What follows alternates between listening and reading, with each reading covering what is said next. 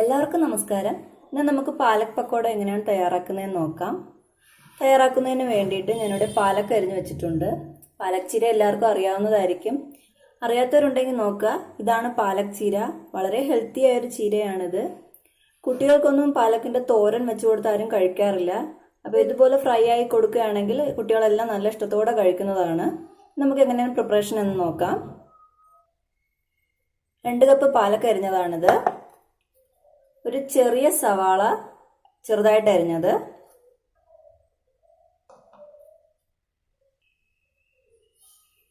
അര കപ്പ് കടലമാവ് എടുത്തിട്ടുണ്ട്, ഒരു ചെറിയ കഷ്ണം ഇഞ്ചി അരിഞ്ഞത്, അര സ്പൂൺ മുളക് പൊടി, അര സ്പൂൺ പെരിഞ്ജീരകം,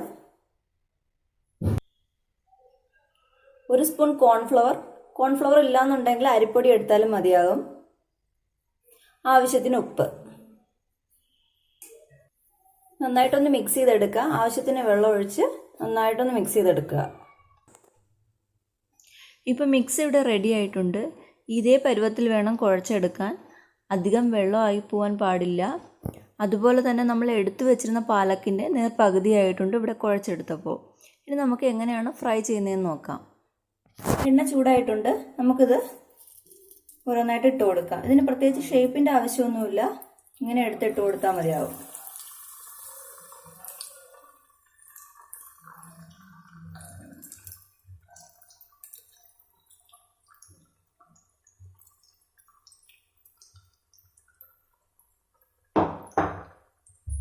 ഇപ്പോൾ പക്കോടയുടെ ഒരു സൈഡൊക്കെ നന്നായിട്ട് ഫ്രൈ ആയിട്ട് വന്നിട്ടുണ്ട്. നമുക്കിത് മറിച്ചിട്ട് കൊടുക്കാം.